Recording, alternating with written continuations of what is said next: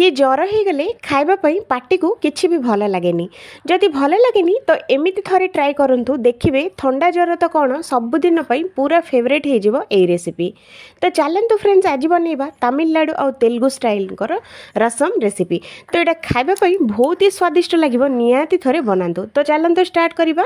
प्रथमे आप मसला बनइबा। तो प्रथमे मुझे गोटे टीस्पून सोफ नहीं जाइए, दुईटा सुखिला लंका ये आम देदबा, गोटे 5 ରୁ 6 कुला ये रसुण आम देदबा, गोटे टीस्पून आमर गोलमरीच ये आम देदबा, गोटे टीस्पून गोटा धनिया ये आम देदबा। दे सारा पर एतक गोटे फाइन पेस्ट बनइबा। तो देखो फ्रेंड्स बेसी फाइन पेस्ट बनइबेनी, एमती ही बनइबे। तो मुझे बनई सारी। तो आउ गोटे पटे आम तेंतुली अल्प नहीं जावा, लेंबू साइजर तेंतुली नहीं कि ताकू ता रस सब आम बाहर कर नबा। ता धीरे 2 ରୁ 3 ग्लास पानी ये आम ऐड करवा। तो मुझे सेतक काम कर देइछि। तो देखंतु फ्रेंड्स देखिले ना एमिति करके पानी टाको पूरा रेडी करेंगे। जदि अधिक खट्टा खाइबा इच्छा थिले तो तेंतुली टिके नाको अधिक पकांतु।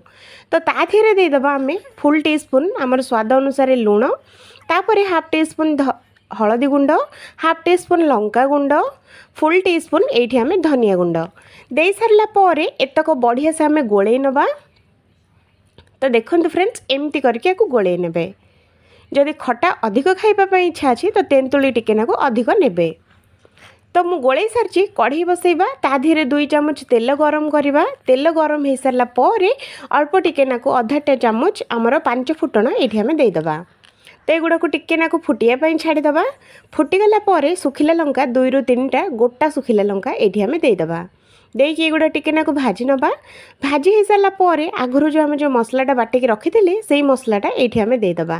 देकी 1 ରୁ 2 सेकेंड पर यहाँ भाजवा, बेसी टाइम टोटाल भाजवानी। तो यहाँ मोर भजा हो सारी। तो चलतु आधे पकेबा कटा होता पियाज आ कटा होता टमाटो दीटा एका साथी आम ये आम पकई नबा। पकईकी एगुड़ा को बढ़िया से आम गोले नबा। गोलेकी गोटे 2 ରୁ 3 मिनिट एगुड़ा को घोड़े नबा, सीझीज। तापर टमाटो और पियाज पूरा सॉफ्ट हो। तो 2 ରୁ 3 मिनिट हो गलानी। तो देखो फ्रेंड्स आम पियाज आ टमाटो गुड़ाक पूरा पूरी सॉफ्ट हो गलानी देखिले ना। तो आधे पकई नबा अल्प टिके नाको आमर भृसुंगा पत्र निहाती पकेबे फ्रेंड्स। ये टेस्ट बहुत बढ़िया आसिबो, बास्नाटा भी पूरा बढ़िया आसिबो। तो भृसुंगा पत्र दे सारा पर यहाँ को टिके नाको भाजी नबा।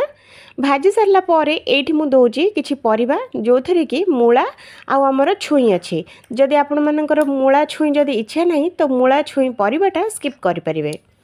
तो मोर एगुड़ा को बहुत ही फेवरेट। तो से मूला आ छुई ये आम देदबा। देकी एगुड़ा को गोले नबा। गोले सारिकी आपको घोड़े नबा 2 ରୁ 3 मिनिट जेहेतु एगुड़ा सीझीज सॉफ्ट भी हो। तो आमर 2 ରୁ 3 मिनिट हो सारी। तो चलतु फ्रेंड्स देखा। तो देखंतु मूला आमर छुई गुड़ाक बढ़िया से सीझी गलानी, तापरे फ्राए भी हो गलानी देखिले ना। तो एमिति करके आको फ्राए करदेबे। बेसी फ्राए करबा टोटाल दरकार नहीं, कम टिके नाको अल्प फ्राए कर देके बंद करदेबे। तो आमर तो एगुड़ा को बढ़िया से आमर फ्राए हो गलानी। तो देखिपे फ्रेंड्स केते बढ़िया लगुच। एटा तरकारी नथिले भी ए रेसिपी संगे भात पूरा बेलाए खाई हो। तो युवाक फ्राए हो सारा पर आगुरी जो आम जो गोले रखी थे जो तेंतुली पानी सेटा आम ये आम देदबा। दे सारिकी आपको गोले नबा।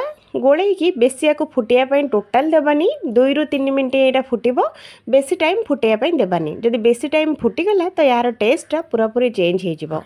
तो ये देदबा आधा चामच आमर चीनी, सबुद को बैलेंस करके रखापी ये आम चीनी आधा चामच देदबा। जदि चाहिए स्किप भी करें। तो ये देखिपे फ्रेंड्स यहाँ बढ़िया से आमर फुटीगला देखिले ना। तो एमती ही फुटेबे, बेसी फुटेबा टोटाल दरकार नहीं। यहाँ अल्प ही फुटिले यार टेस्ट बहुत बढ़िया आसिबो। तो आमर फुटीगला। तो चलतु गैस टाको बंद करदबा। यहाँ बढ़िया से आम गोले नबा।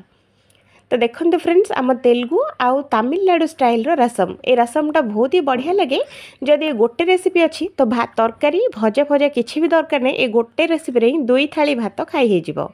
जदि वीडियोटा टिके हेले भी कोटी भल लगे तो प्लीज़ मो चैनल टी को गोटे लाइक देदेवे। जदि फर्स्ट टाइम मो चैनल को जदि देखुले तो प्लीज़ मो चैनल टी को सब्सक्राइब कर नहीं देखंतु।